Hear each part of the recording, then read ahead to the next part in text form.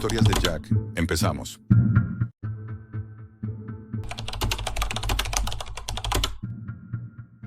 Si alguna vez te topas con un susurro en la Deep Web que habla de antiguos sacrificios mayas, no lo escuches. Soy historiador.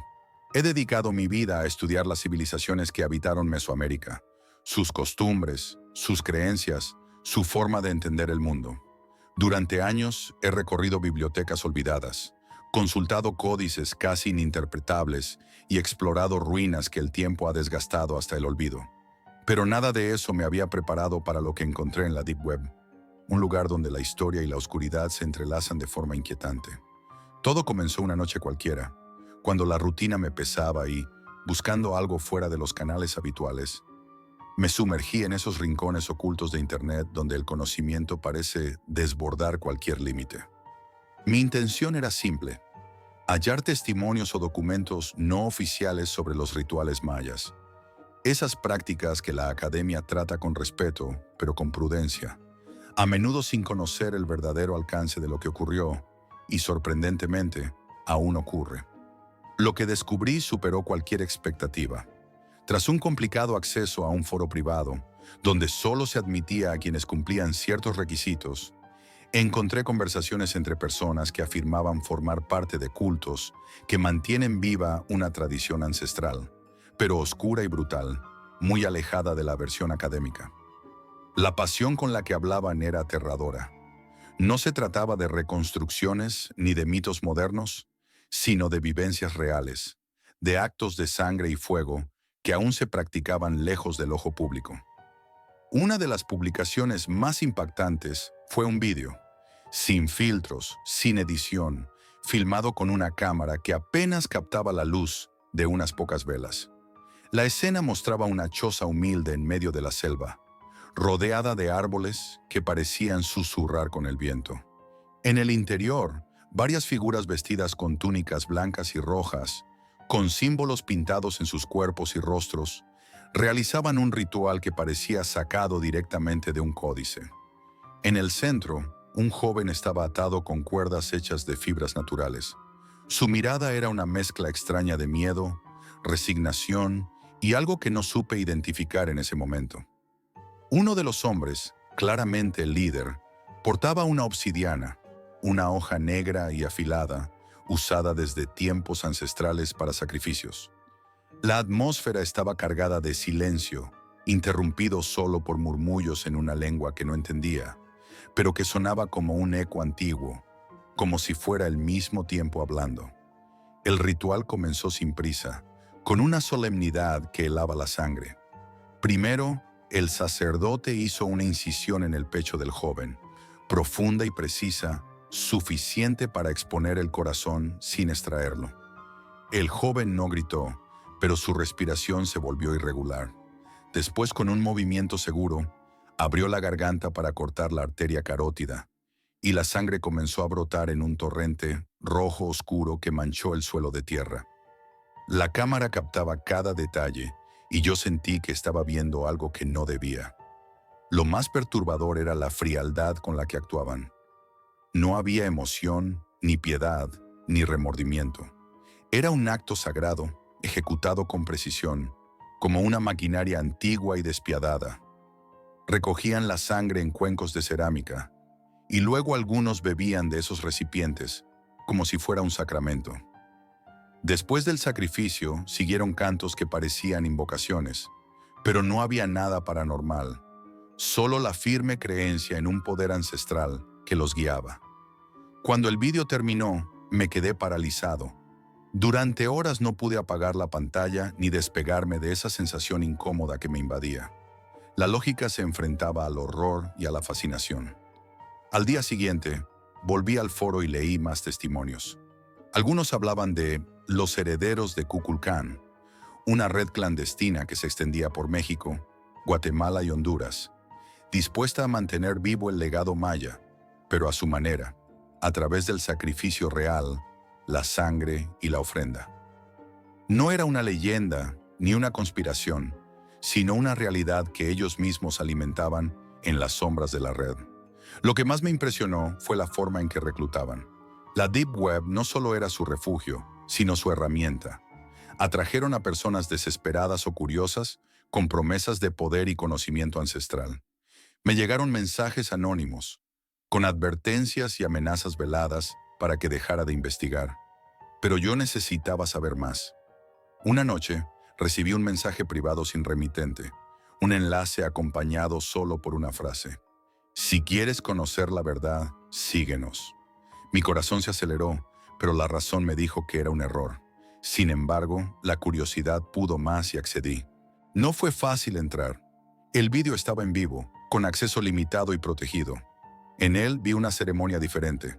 La víctima esta vez caminaba por voluntad propia hacia el altar. Estaba pintada con símbolos rojos, su rostro y cuerpo marcados por carbón y pintura. No mostraba miedo, sino una extraña calma, como si ese destino fuera un honor, una entrega voluntaria. Los cánticos eran más intensos, más largos, y el sacrificio, aunque igualmente brutal, estaba cargado de una solemnidad imposible de describir. La obsidiana cortaba la piel con una precisión casi quirúrgica. Cada gota de sangre derramada parecía parte de un pacto invisible. Cuando terminó la ceremonia, los participantes bebieron una infusión de hierbas que, según ellos, inducía visiones y una conexión con los dioses antiguos. Desde entonces, algo cambió en mí. No podía dejar de pensar en aquella ceremonia, en las voces que clamaban por el retorno de Kukulcán, en ese mundo que coexiste con el nuestro, oculto en las redes y en la selva. Sabía que estaba jugando con fuego y que algunas puertas, una vez abiertas, no se pueden cerrar. Por eso te lo digo de nuevo. Si alguna vez encuentras ese susurro en la Deep Web, no lo escuches. Hay secretos demasiado oscuros para ser revelados, y algunas ofrendas están destinadas a permanecer olvidadas. La última vez te conté cómo un enlace en la Deep Web me llevó a una ceremonia en vivo, donde la víctima caminaba voluntariamente hacia un sacrificio ritual que parecía trascender el miedo, convirtiéndose en una entrega solemne. Pero aquello solo fue el comienzo de un descenso más profundo en un mundo que jamás pensé descubrir. Después de aquel vídeo, mi obsesión creció. Sentía que cada pieza de información, cada mensaje anónimo, me acercaba a un secreto que había sido enterrado bajo siglos de historia oficial. Quería entender quiénes eran realmente los herederos de Kukulcán y qué buscaban con esos sacrificios. Un día recibí un correo electrónico cifrado con un texto corto. La sangre no solo purifica, también abre caminos. Junto al mensaje había un archivo adjunto con imágenes borrosas, tomadas en la penumbra de una cueva. Apenas se distinguían figuras humanas pintadas con símbolos mayas antiguos, y en el centro, un altar de piedra con restos humanos. Había huesos limpios, secos, y un charco de lo que parecía ser sangre seca. Un olor a humedad y tierra me invadió el pecho al imaginar ese lugar. Intenté localizar esa cueva en mapas antiguos y descubrí que había un complejo subterráneo bajo la selva, poco documentado por arqueólogos por su inaccesibilidad y leyendas que hablaban de maldiciones y presencias guardianas. Me pregunté si esas ceremonias no se limitaban a chozas solitarias, sino que también se celebraban en recintos ocultos, lejos de la mirada de cualquiera. Un día decidí ponerme en contacto con un antropólogo que había trabajado con comunidades mayas actuales. Me confesó que, aunque la mayoría de los grupos indígenas han abandonado prácticas antiguas por presión social y legal, existen sectores que mantienen viva la tradición, a veces con prácticas extremas que se transmiten en secreto, como una forma de resistencia cultural y espiritual. Lo más perturbador fue cuando me habló de la elección. No todos los que ingresaban en estos cultos lo hacían como víctimas pasivas. Algunos eran elegidos o se ofrecían para participar en los sacrificios. La idea no era solo la muerte, sino una transformación. Creían que su sangre abriría puertas a otra dimensión, a un renacimiento colectivo para su pueblo. Esta revelación me hizo dudar. ¿Era todo esto una secta extrema o un movimiento espiritual con raíces verdaderas, aunque crueles? ¿Qué tan lejos podía llegar la fe cuando se mezcla con el poder y el miedo? A medida que profundizaba, empecé a recibir mensajes inquietantes. advertencias sutiles y amenazas veladas. Una noche, al abrir mi correo, encontré una foto. Era una imagen tomada desde la ventana de mi apartamento, pero oscura y borrosa. No había rostro, solo una figura encapuchada en la sombra. Junto a la foto, una frase: deja de buscar lo que no quieres encontrar. El miedo se instaló, pero también la determinación. No podía dar marcha atrás. Volví a los foros, buscando pistas, cuando encontré un archivo de audio filtrado.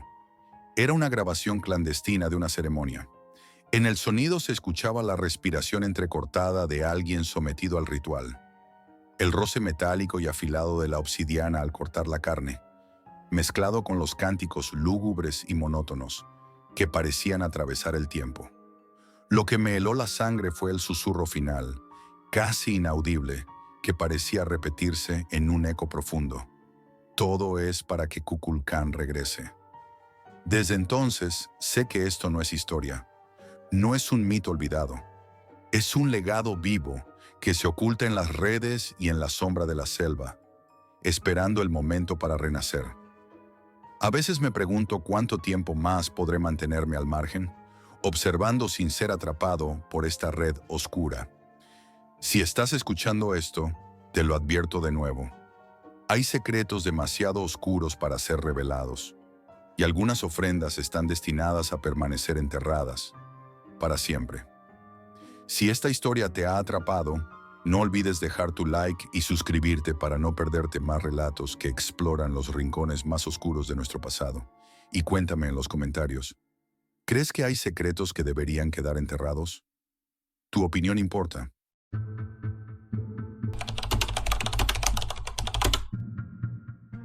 Aquel sonido, el chirrido del metal contra hueso, todavía resuena en mi cabeza cuando intento dormir. Y sé que nunca podré olvidarlo. Jamás pensé que una decisión me llevaría tan cerca de la muerte. Nunca me ha gustado hablar de esto, pero necesito que alguien lo sepa, porque lo que viví no es ficción ni un mal sueño. Fue real, demasiado real. Llegué a Kiev hace unos meses, huyendo de un pasado que me aplastaba. Europa del Este parecía el lugar ideal para empezar de nuevo. Barato, oscuro, desconocido. Pero pronto descubrí que las sombras de esta ciudad no solo están en sus callejones, sino también en sus rincones digitales, en la Deep Web. Mi situación era desesperada. Necesitaba una operación. No algo sencillo, sino algo que los hospitales oficiales jamás aprobarían. No tenía dinero para clínicas privadas ni la paciencia para esperar turnos. Así que, entre el miedo y la esperanza, busqué respuestas en aquellos foros ocultos, donde se venden secretos, ilegalidades y a veces soluciones. Encontré un anuncio que parecía sacado de una película de terror, pero no había otra opción.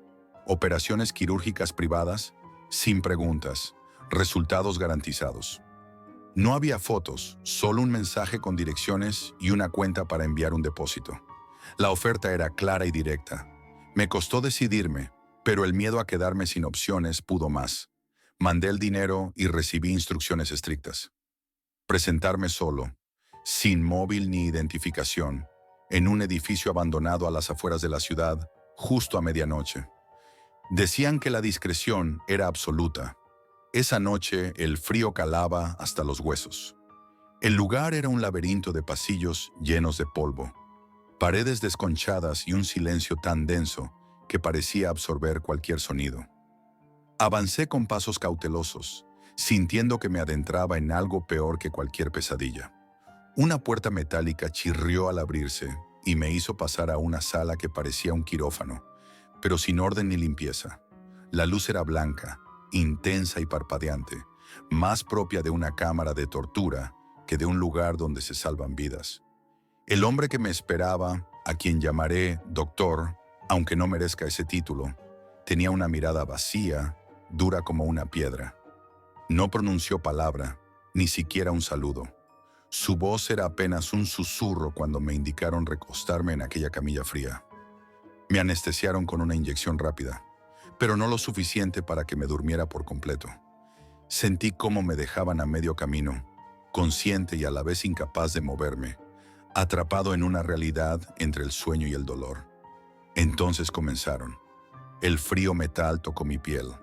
El sonido del corte, del raspado, del choque entre instrumentos chirriantes, llenaba la habitación. Pero hubo algo que me heló la sangre, el crujido profundo de un hueso partido. Abrí los ojos, los segundos eran eternos, y sentí que cada fragmento de mi cuerpo se rompía con ese ruido. No era una operación médica, era un acto brutal, un negocio sin ética ni cuidado. No había enfermeros, no había asistencia. Solo un hombre haciendo su trabajo a toda prisa, como si mi vida fuera un problema que resolver rápido. La sala parecía más una prisión que un quirófano. El olor a desinfectante mezclado con humedad y óxido me mareaba. La luz blanca me cegaba y el dolor, que la anestesia no podía cubrir, era un látigo constante. Cuando terminó, no hubo palabras ni ayuda. Me dejaron tirado en el suelo, sangrando y sin fuerza, entre sombras que parecían devorarme. Con dificultad conseguí levantarme y salir a la fría noche. La ciudad me recibió con un viento cortante que se colaba entre los jirones de mi ropa. Sabía que estaba herido, infectado y solo. Pero había un miedo más profundo que el dolor. El miedo a que nadie supiera lo que me había pasado. Caminé sin rumbo, la mente atrapada en el eco del chirrido metálico que me perseguía. Sabía que podía morir, y quizás lo merecía, pero no podía dejar que esta historia se perdiera en el silencio. Porque la realidad de la Deep Web no es la de películas de hackers o espías. Es esta. Operaciones ilegales, manos torpes, cuerpos tratados como objetos y vidas que se escapan sin que nadie sepa siquiera que existieron. Y yo fui una de esas vidas, una pieza rota en un juego que nadie quiere ver. Salí tambaleándome del edificio. La noche helada de Kiev me golpeaba como un puñetazo invisible. La herida ardía, la fiebre me hacía temblar y cada paso me recordaba lo frágil que era. No había nadie a quien llamar, ni a quien pedir ayuda. Las calles estaban vacías y la ciudad parecía una bestia dormida, indiferente a mi dolor. Intenté llegar a un hostal barato, uno de esos que solo aceptan extranjeros sin preguntar mucho. Me acosté con la esperanza de que el sueño calmara mi cuerpo, pero el dolor no cedía. La infección se extendía bajo mi piel, invisible, silenciosa, como un enemigo que crecía en la oscuridad. Por las noches, las pesadillas se mezclaban con la realidad. Veía el quirófano siniestro, escuchaba ese chirrido metálico, sentía el frío del acero contra mi carne. Sabía que tenía que hacer algo, pero también sabía que acudir a un hospital era una condena. Sin documentos ni dinero, habría acabado arrestado o peor. Así que, una vez más, recurrí a la Deep Web. Encontré otro contacto que prometía ayudarme con tratamientos postoperatorios clandestinos. Esta segunda cita fue peor que la primera. El lugar era un sótano oscuro, apenas iluminado por una bombilla parpadeante. El aire estaba cargado de humedad y olor a moho. Allí me recibió un hombre mayor, con la mirada cansada y voz ronca, que parecía arrastrar el peso de demasiados secretos. «No te mentiré, Jack», me dijo con una sinceridad que helaba la sangre. «Esto no es medicina, es sobrevivir un día más. No hay cura real aquí, solo parchear heridas». Con manos temblorosas y movimientos torpes, limpió la herida con un trapo sucio y me aplicó un ungüento casero que quemaba al contacto. Me dio pastillas que apenas calmaban el dolor y me advirtió que si no buscaba ayuda verdadera pronto, la infección podría llegar a la sangre, al corazón. Pasaron los días y la fiebre subía y bajaba, a veces haciéndome delirios que me transportaban al quirófano, al chirrido del metal y a la mirada vacía del doctor. Mi cuerpo se debilitaba, pero aún más lo hacía mi mente. Me aislé del mundo, sin fuerzas para salir ni para llamar a nadie. La soledad se convirtió en una prisión peor que cualquier dolor físico. A veces sentía que estaba perdiendo la razón, atrapado entre la realidad y esos recuerdos que no me dejaban en paz. La herida empeoraba y una noche sentí un dolor tan intenso que creí que me iba a desmayar. Temblando y sudando frío, comprendí que estaba al borde del abismo. Pero entonces, con la poca fuerza que me quedaba, decidí luchar. Busqué información, consejos en foros ocultos. Intenté aprender a cuidar mi herida con lo poco que tenía. El proceso fue lento y doloroso. Cada día era una batalla contra la infección y contra el miedo que se alojaba en mi pecho. Aprendí a identificar cuándo el dolor era normal y cuándo la muerte estaba al acecho. El tiempo fue mi único aliado, y la suerte, un misterio que nunca supe explicar. Poco a poco, la infección cedió, y aunque mi cuerpo sanó, las cicatrices quedaron. No solo las visibles, sino las invisibles que se alojaron en mi mente. Ahora, cada vez que cierro los ojos, veo esa sala blanca, ese metal frío y el crujido del hueso. Escucho la voz sin emoción del doctor y siento la desesperación de aquel hombre que no era ni médico ni monstruo, solo un engranaje en una máquina sin alma. Esta experiencia me marcó para siempre. No es solo el miedo a morir, sino el miedo a que nadie sepa, a que nadie escuche, a que sea solo una historia más perdida en la oscuridad. La Deep Web no es un lugar de héroes ni villanos. Es un refugio para los desesperados, para quienes no tienen otra opción. Y allí, la humanidad se pierde entre sombras y silencios. Sobreviví, sí, pero con un miedo que nunca me abandona, con la certeza de que el verdadero terror no está en lo paranormal ni en las persecuciones, sino en ser una pieza rota en un sistema sin reglas. Si alguna vez piensas en buscar soluciones rápidas y ocultas, recuerda esta historia y el chirrido del metal contra hueso. Porque algunas decisiones tienen un precio demasiado alto, y yo pagué ese precio.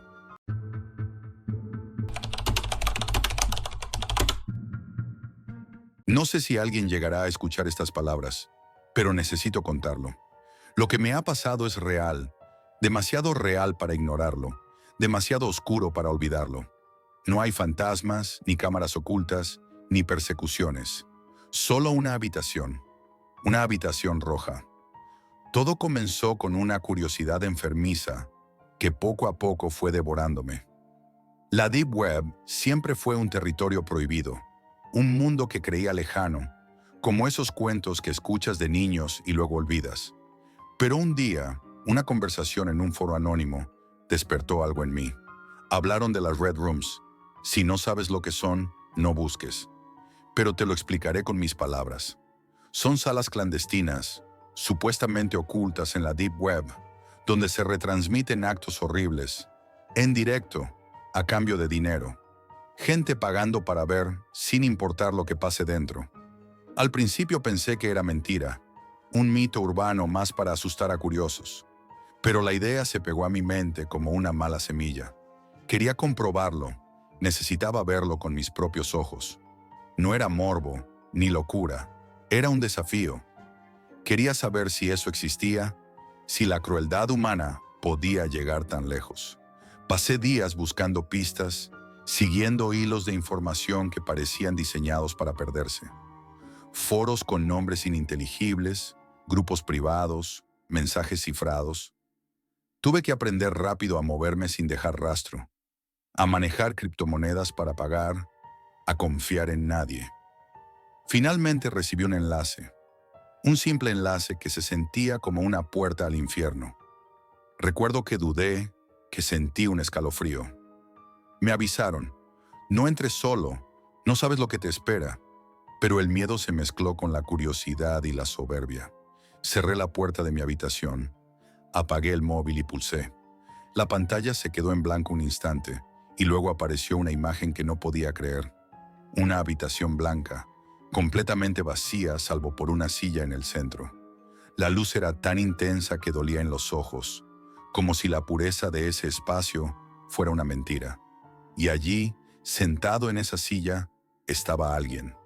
Era yo, o al menos una imagen de mí inmóvil, sin expresión, sin poder moverme, sin poder respirar, sin poder gritar. Sentí una mezcla de terror y extrañeza. No había cámaras ni micrófonos que captaran mi voz o mis movimientos. No podía moverme, ni siquiera parpadear. Era como si mi cuerpo hubiera dejado de responder, como si me hubieran arrancado del tiempo y del espacio. La ventana donde se mostraba esa habitación estaba rodeada por un chat. Decenas de usuarios con nombres y rostros reales discutían en voz baja.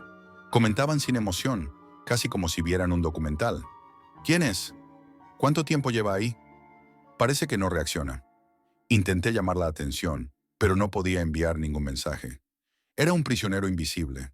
Lo que más me heló fue la indiferencia. Nadie se preocupaba por mí. Nadie preguntaba cómo salir o si estaba bien. Solo observaban, como si fuera un espectáculo, una atracción macabra. Intenté todo. Moví mis dedos. Intenté gritar, forcejear. Nada funcionaba. Mi cuerpo estaba paralizado. Mi mente, sin embargo, comenzó a girar en un torbellino de desesperación. Cada minuto que pasaba, la habitación parecía más fría, más opresiva.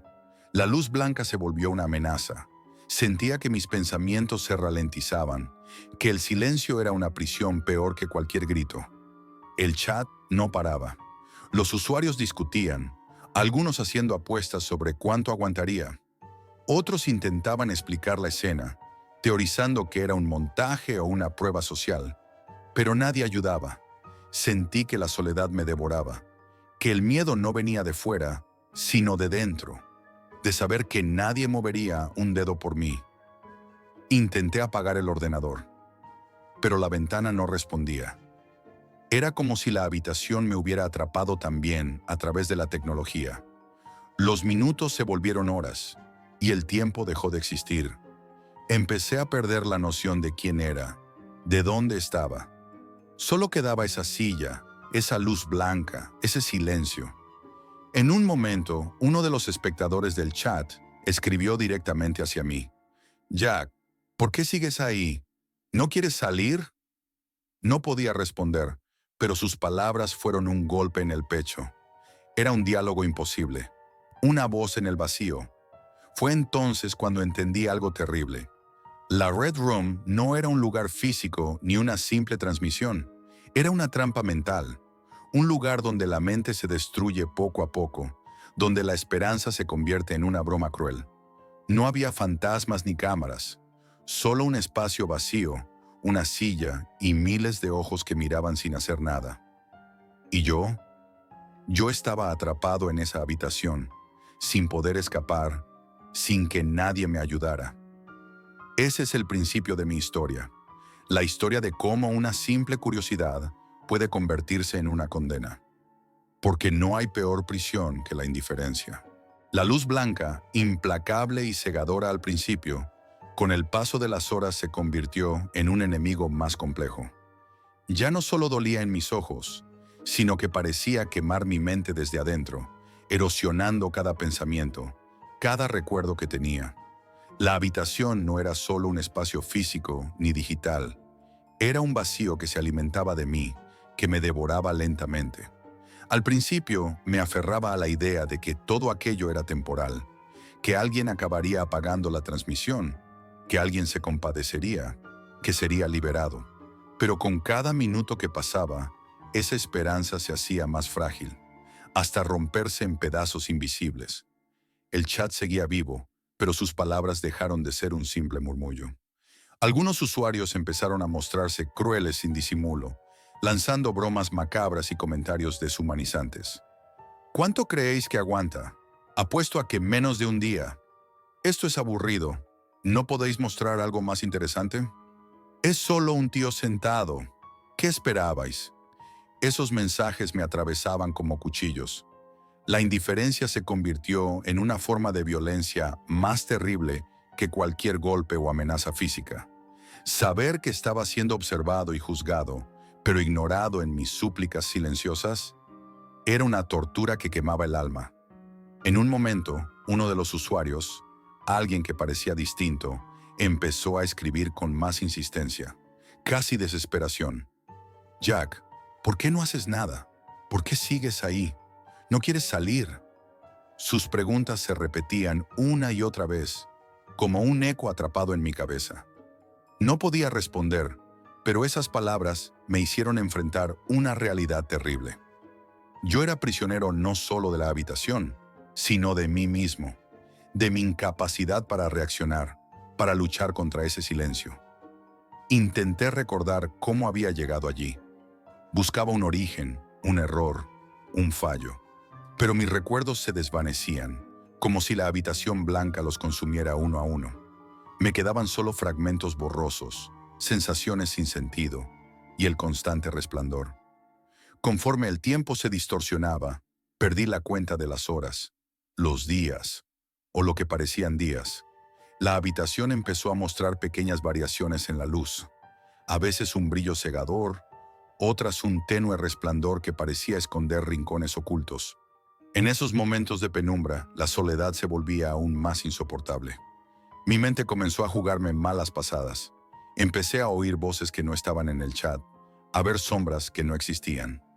No eran fantasmas ni presencias sobrenaturales, sino manifestaciones de un cerebro que luchaba por sobrevivir a la inanición mental y emocional. Recordaba fragmentos de mi vida, mezclados con imágenes inventadas, un rostro familiar que no reconocía, una puerta que no sabía si existía. Sentía que la habitación me despojaba de mi identidad, que estaba dejando de ser Jack para convertirme en una sombra sin pasado ni futuro. Intenté gritar mentalmente, romper ese silencio con toda la fuerza que me quedaba. No soy un espectáculo, no quiero estar aquí. Pero esas palabras morían en el vacío. El chat seguía funcionando, pero nadie escuchaba mis súplicas mudas. Vi cómo algunos usuarios abandonaban la transmisión y otros nuevos llegaban, sin saber qué esperar. El horror no estaba en la acción, sino en la pasividad, en la indiferencia brutal de quienes solo miraban sin mover un dedo. En un instante de lucidez, comprendí la verdad más cruel. Las Red Rooms no son cárceles físicas, ni cámaras ocultas, ni torturas explícitas. Son prisiones invisibles de la mente. Espacios donde el sufrimiento se prolonga no por el dolor externo, sino por la soledad absoluta y el abandono. Y yo era la víctima perfecta. Nadie me perseguía, nadie me vigilaba. Simplemente estaba atrapado en un lugar donde el tiempo se había detenido y la esperanza se había extinguido. La habitación roja no era un lugar de miedo tangible, sino un vacío de humanidad. Un lugar donde la crueldad se manifestaba en la falta de reacción, en el silencio ensordecedor de quienes solo observan. Mientras tanto, el chat seguía, implacable. Comentarios fríos, risas sin emoción, apuestas sin sentido. El peor espectáculo no era lo que pasaba dentro de esa habitación, sino el que nadie hacía por detenerlo. Si alguna vez sientes la tentación de buscar esa puerta oculta en la Deep Web, recuerda esto: el verdadero terror no está en lo que verás, sino en lo que nadie hará por ti. Si estás escuchando esto, ya es demasiado tarde para mí.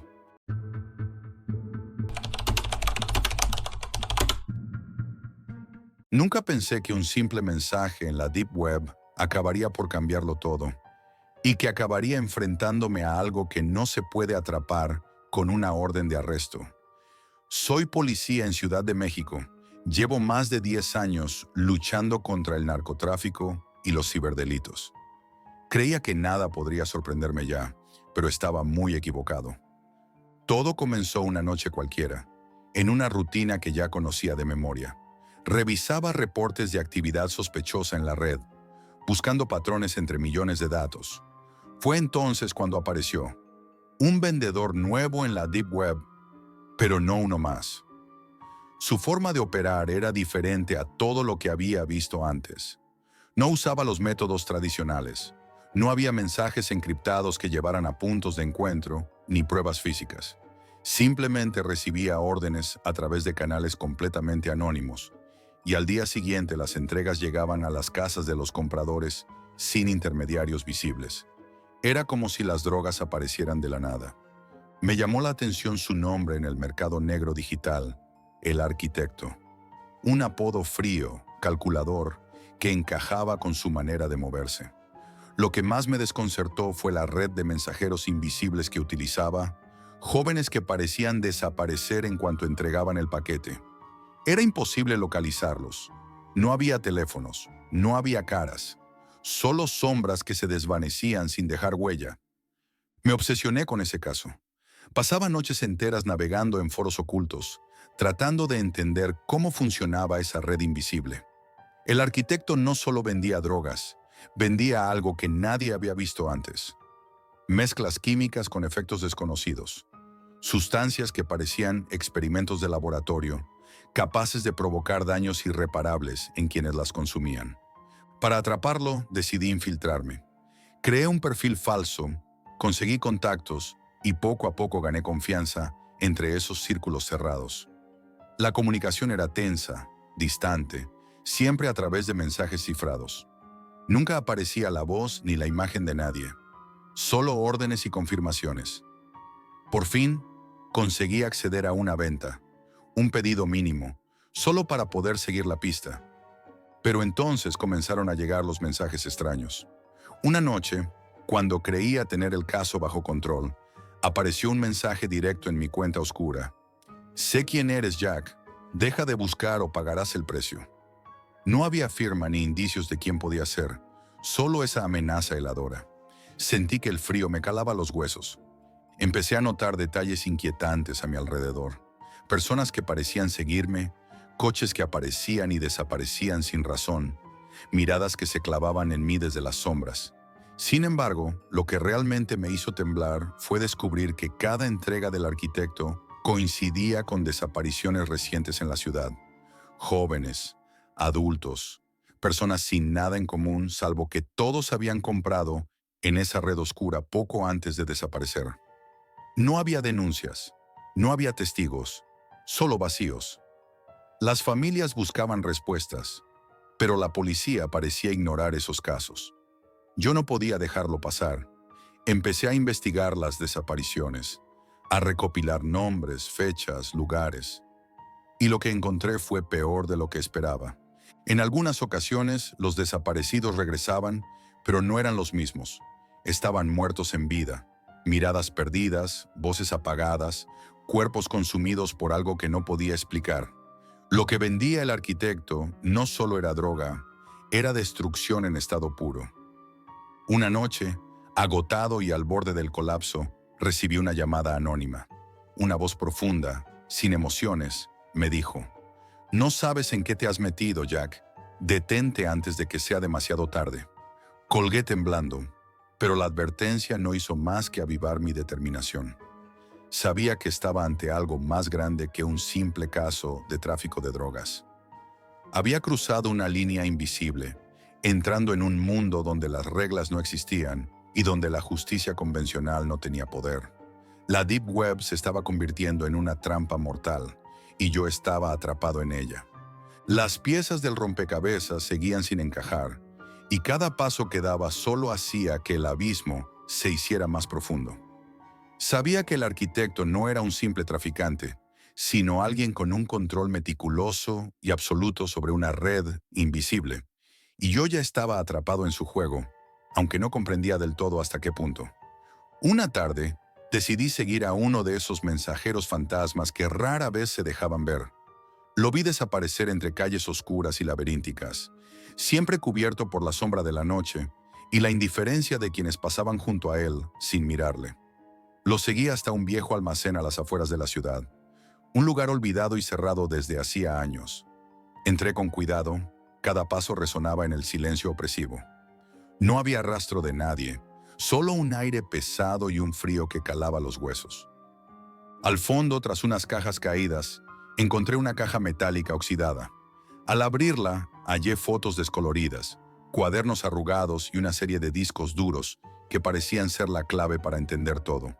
Las fotos mostraban a personas con expresiones vacías, ojos hundidos, cuerpos demacrados, casi espectros de sí mismos. En algunos cuadernos había anotaciones con fechas, nombres, direcciones y símbolos extraños que parecían señalar estados o resultados. Completo, inactivo, recuperación imposible. Vi vídeos que me helaron la sangre. En ellos, varias víctimas hablaban con una voz apenas reconocible, arrastrando las palabras, con un brillo en los ojos que no era humano. En uno, una joven apenas susurraba su nombre mientras repetía sin sentido frases inconexas. El dolor y la desesperación se sentían en el aire, como un eco maldito atrapado en esas imágenes. No eran solo clientes, eran experimentos que el arquitecto usaba para probar sus mezclas químicas. Cada dosis era un golpe brutal contra la mente humana. Regresé a casa con el corazón acelerado y la mente en caos. Mientras intentaba ordenar toda aquella información, recibí una sorpresa escalofriante. Un paquete sin remitente. No había ni una pista sobre su origen, solo una nota que decía, «Bienvenido al juego». Abrí el paquete con cuidado y dentro encontré una pequeña dosis de polvo blanco. Sentí un nudo en el estómago, pero también una extraña curiosidad. Llevé la muestra al laboratorio con la esperanza de que me dieran alguna pista. El análisis fue más aterrador de lo que esperaba. La sustancia contenía compuestos diseñados para alterar la percepción, controlar impulsos y borrar la voluntad. Era una droga diseñada no solo para destruir, sino para someter, para convertir a la persona en un títere sin conciencia. Una creación perversa y silenciosa. A partir de ese momento, todo cambió. Empecé a recibir llamadas anónimas en horarios imposibles, solo ruidos estáticos y susurros lejanos que me ponían los pelos de punta. Mi teléfono vibraba con mensajes cifrados que intentaba descifrar sin éxito. La sensación de estar vigilado crecía cada día, como si el arquitecto pudiera leer mis pensamientos y anticipar mis movimientos. La paranoia se instaló en mi vida. Sentía que las sombras me seguían, que mis pasos eran medidos. Incluso en casa no estaba seguro. Las luces parpadeaban, las puertas crujían sin razón, y a veces, justo cuando cerraba los ojos para dormir, escuchaba un susurro. «Detente, Jack. No sabes en qué te has metido». Intenté alertar a mis superiores, pero me encontré con la indiferencia y el escepticismo. Sin pruebas físicas ni cuerpos, sin evidencias palpables, mis denuncias se convertían en meras conjeturas. La burocracia y la incredulidad me bloquearon el camino. La Deep Web se convirtió en un terreno inalcanzable para la justicia tradicional. Decidí entonces tomar la iniciativa y rastrear un punto de entrega que logré localizar gracias a horas de vigilancia digital. Era un parque solitario y oscuro, sin cámaras ni testigos, perfecto para un encuentro clandestino. Llegué antes de lo previsto y me escondí entre los árboles. El frío de la noche y el silencio absoluto envolvían todo. Esperé horas, pero no apareció nadie. Sin embargo, sentí una presencia, como si alguien estuviera justo detrás de mí. Giré lentamente y no había nadie. Solo la oscuridad que parecía tragarse todo. La sensación de peligro se volvió insoportable. Corrí de vuelta al coche sabiendo que había cruzado una línea peligrosa. Las amenazas se intensificaron. Perdí contacto con amigos y colegas. Algunos dejaron de responder mis llamadas sin explicación. Sentía que estaba solo, luchando contra un enemigo que operaba en las sombras y podía controlar la mente y la voluntad de las personas.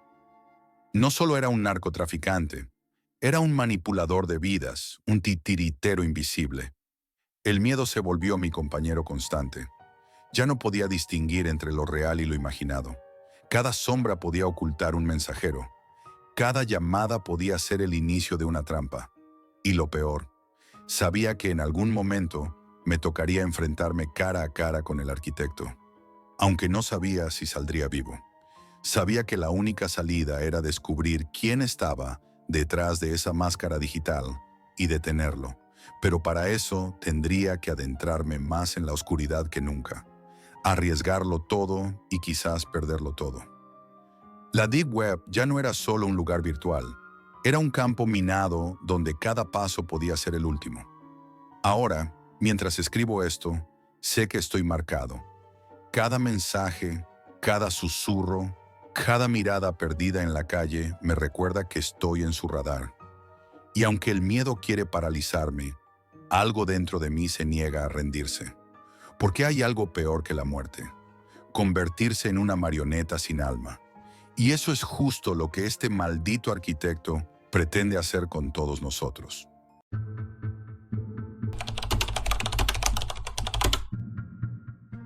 La primera vez que escuché esa voz a través de los cables, supe que había cometido un error. Trabajo en telecomunicaciones desde hace años, no en una gran empresa ni en ninguna historia brillante de Silicon Valley.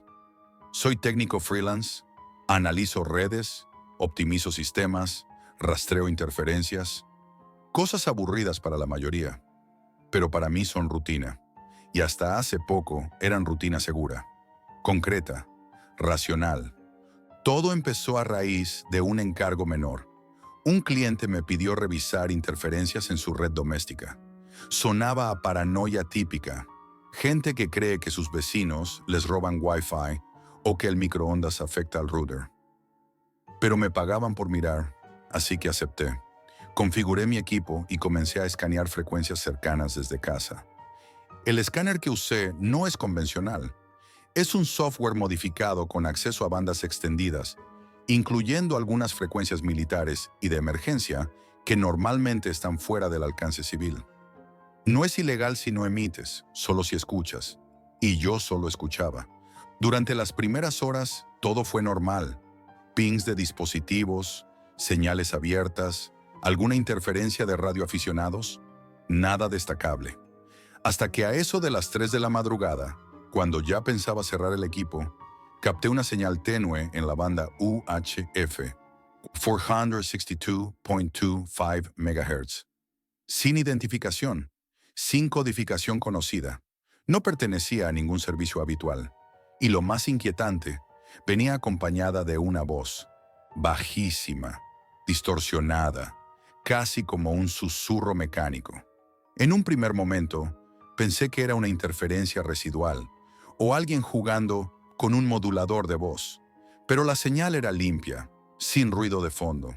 Alguien o algo estaba transmitiendo directamente desde una línea secundaria, con potencia constante, sin errores.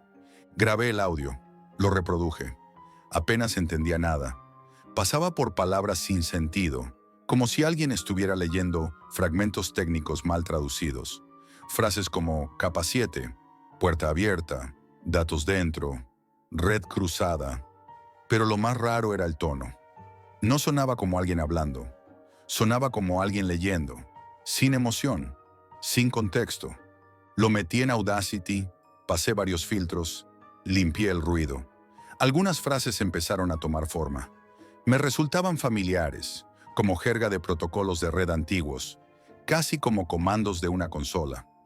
Pero nada que tuviera sentido real, como si alguien hubiese cogido líneas de un manual de telecomunicaciones y las hubiera mezclado aleatoriamente. Al día siguiente le mostré el fragmento a Samuel, un amigo con experiencia en seguridad de redes. Le mandé el audio por correo y le escribí por Telegram. En cuanto lo escuchó, me pidió que eliminara la grabación y dejara de escanear esa frecuencia. Sin bromas. Solo dijo, no lo abras más. Le pregunté qué significaba. Solo respondió con una palabra. No.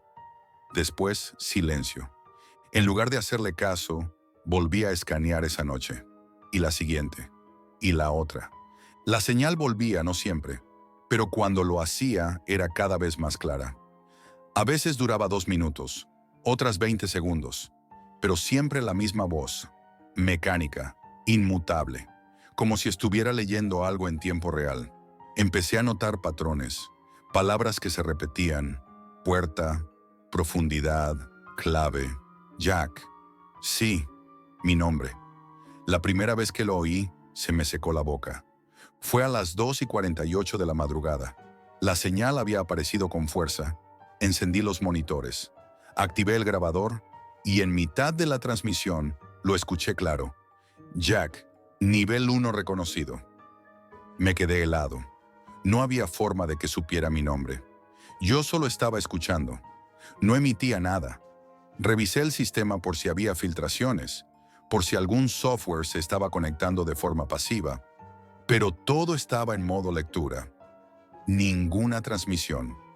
Ninguna petición saliente. La paranoia me empezó a invadir, pero no del tipo típico. No sentía que me observaban. Sentía algo peor, que me estaban leyendo, como si alguien estuviera interpretando mi existencia a través de una señal. Volví a contactar con Samuel, sin éxito. Llamadas sin respuesta, mensajes sin contestar. Empecé a preocuparme. Pasaron días. Dormía mal.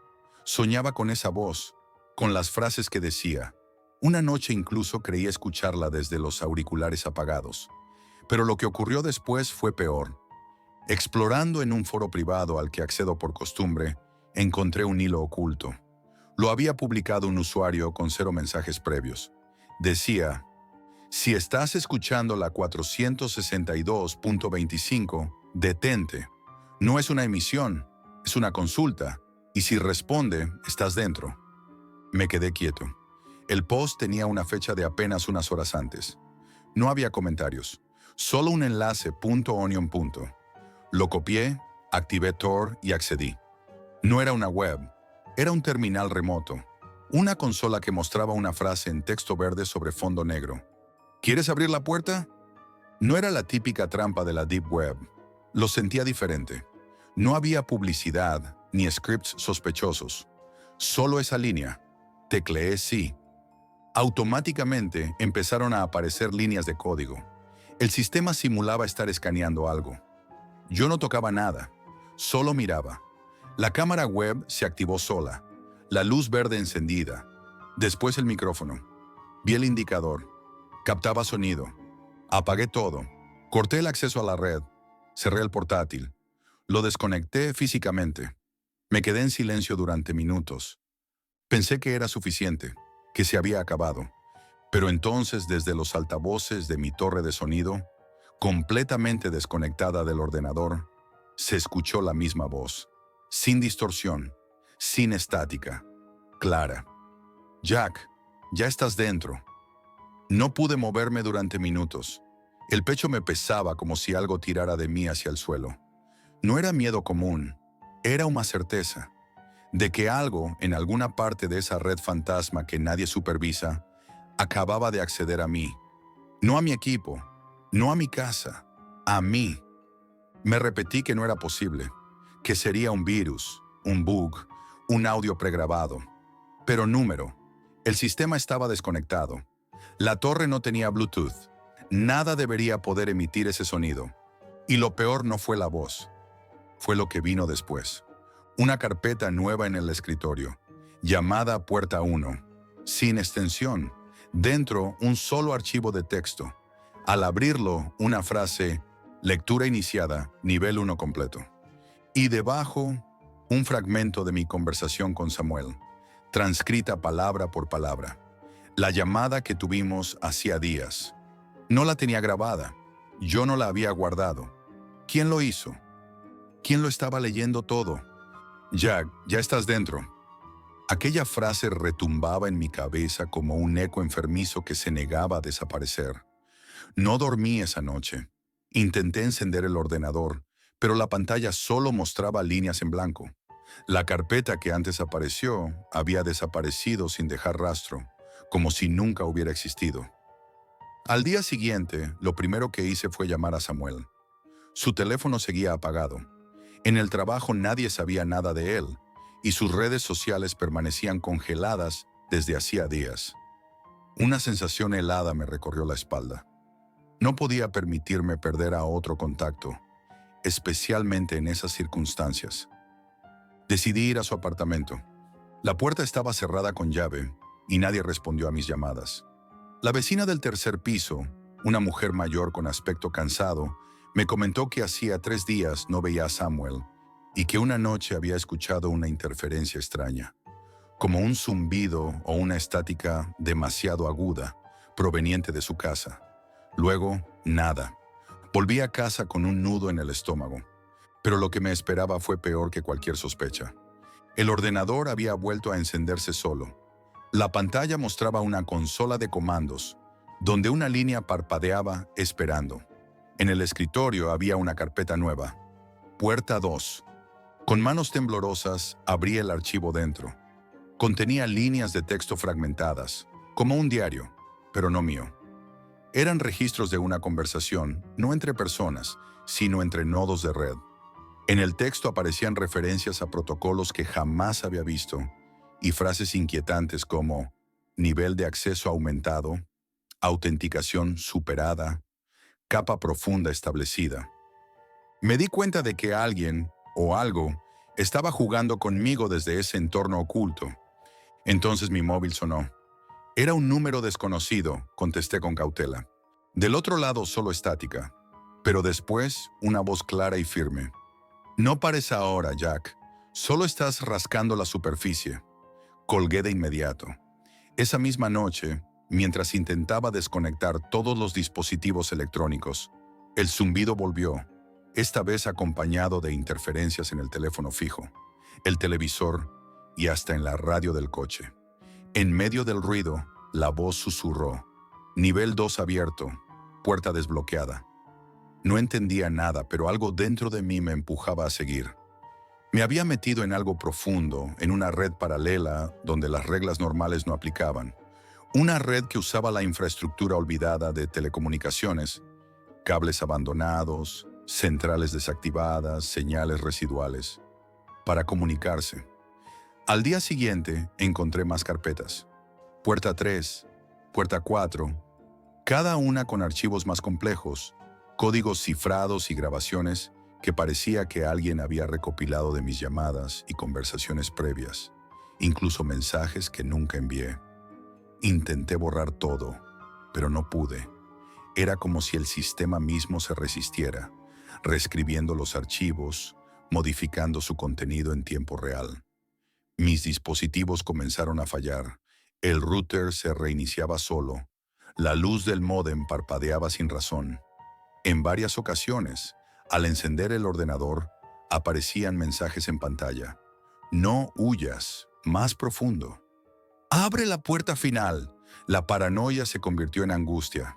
Una noche, en medio de esa maraña de interferencias, la voz me habló directamente, sin códigos ni mensajes cifrados, clara y cercana, desde los altavoces apagados.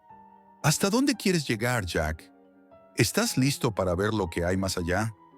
Sentí que mi realidad se deshilachaba, que no había forma de escapar, que aquella red oscura estaba absorbiéndome. No a mis datos, ni a mi equipo, sino a mí, a mi propia existencia.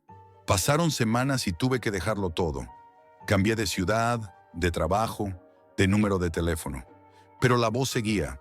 Encontraba fragmentos de la frecuencia muerta en cualquier aparato que tuviera a mano. Radios, televisores, incluso en las conversaciones de personas al azar, como un eco persistente que se filtraba por todas partes. No sé qué es exactamente lo que encontré en esa frecuencia. No sé si es un sistema, un experimento o algo que nunca debería existir. Solo sé que la voz sigue leyendo, como si estuviera descargando mi vida, línea a línea, bit a bit. Y ahora me pregunto si algún día dejará de hacerlo. Si te llega a ti, no la escuches. No abras esa puerta, porque una vez dentro ya no hay vuelta atrás.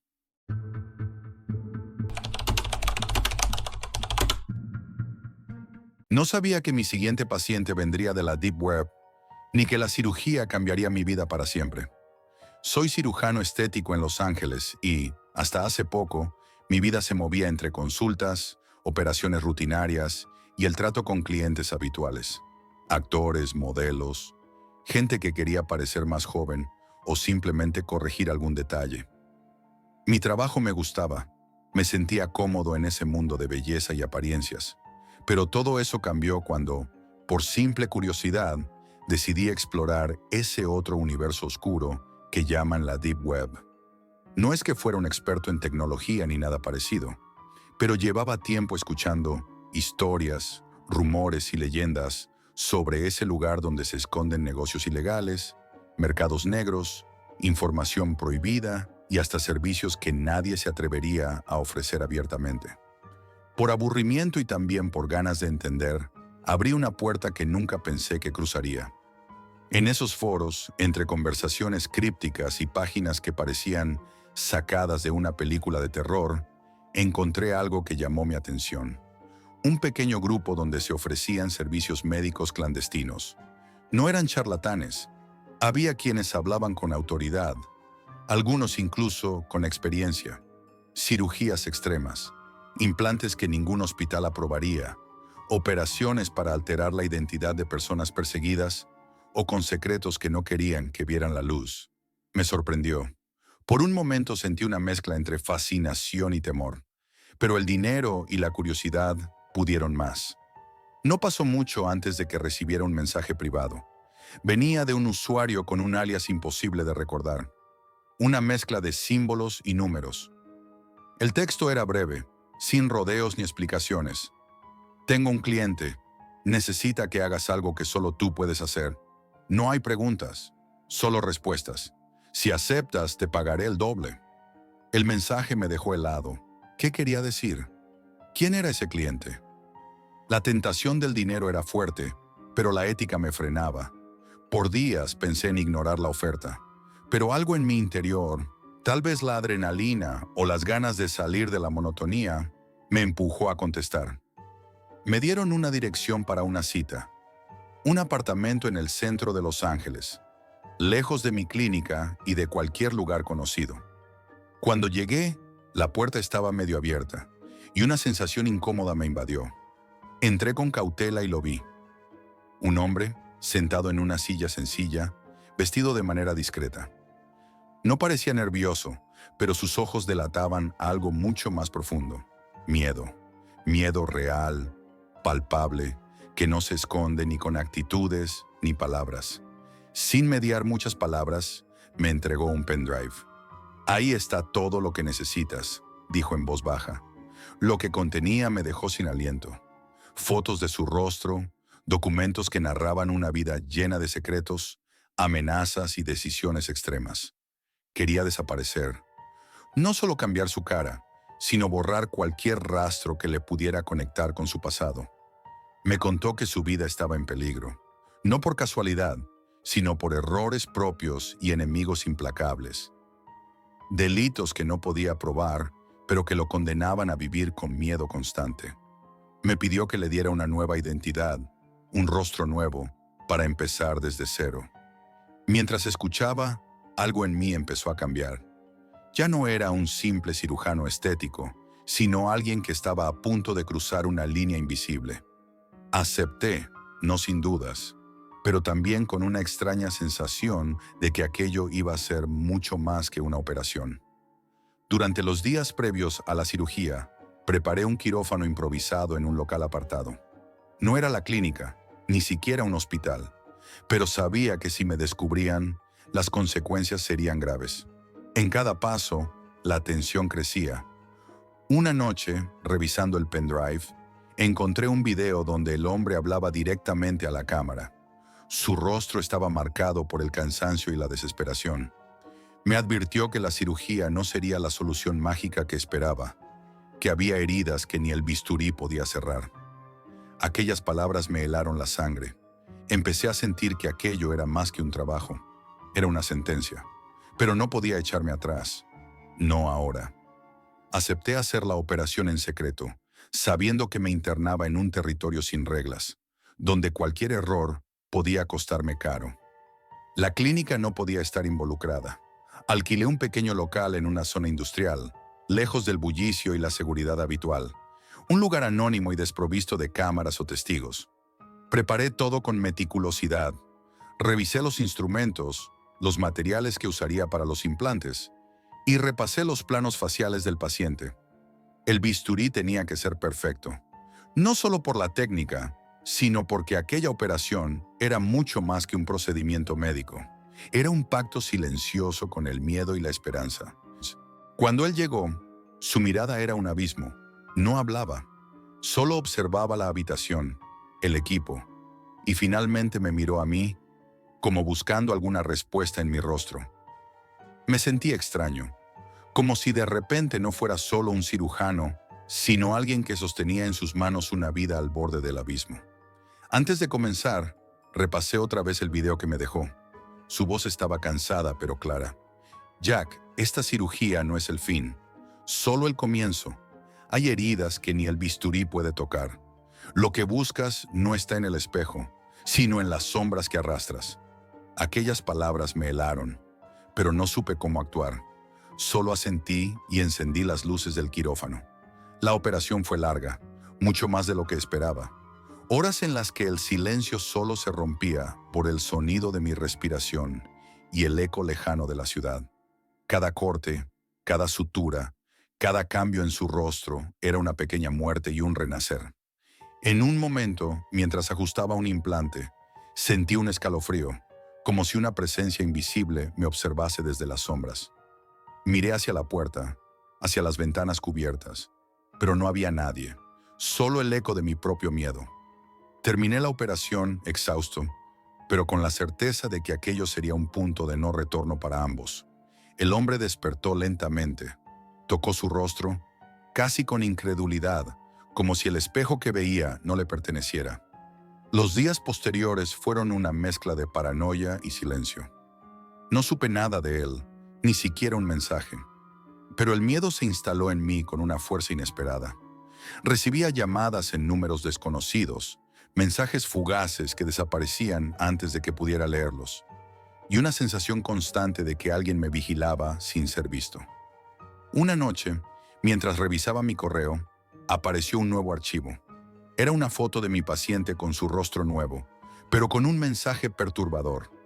No eres solo un cirujano, Jack. Eres parte del cambio.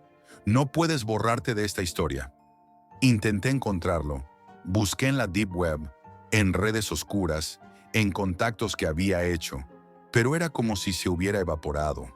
Borrado no solo físicamente, sino digitalmente. Sin embargo, esa desaparición no trajo alivio, sino una tormenta aún peor. Recordé el pendrive y decidí analizarlo con más detalle. Lo que encontré fue un laberinto de secretos, documentos cifrados, mensajes ocultos y datos que implicaban a gente poderosa, con redes de influencia que podían destruir vidas con un simple clic. Comprendí que la cirugía había sido solo la primera pieza de un juego mucho más grande y peligroso. El hombre no solo buscaba cambiar su rostro, sino borrar toda conexión, toda pista que pudiera ser usada contra él o contra quienes lo perseguían. Sentí que ahora yo también estaba en ese tablero, una pieza que podía ser movida o sacrificada. Una noche, mientras intentaba dormir, algo cambió. No hubo ruidos, ni luces, ni sombras visibles, pero el aire se volvió denso, pesado, y una sensación fría se posó sobre mi pecho, como un puño invisible apretando mi corazón. Me levanté, busqué en la casa, en la calle, pero no había nada ni nadie, solo la certeza de que algo me había encontrado. Desde entonces, cada sombra en mi consulta, cada silencio en la habitación, me recuerda que ya no estoy solo, que la Deep Web no es solo un lugar de oscuridad digital, sino un abismo donde las personas esconden sus peores secretos y temores, y donde cada acción tiene consecuencias que nunca imaginé. He pensado en renunciar, en desaparecer, pero sé que no puedo, porque aunque mi paciente desapareció, su historia me persigue. Soy parte de esa historia ahora, un cirujano atrapado en un reflejo oscuro que no puedo romper.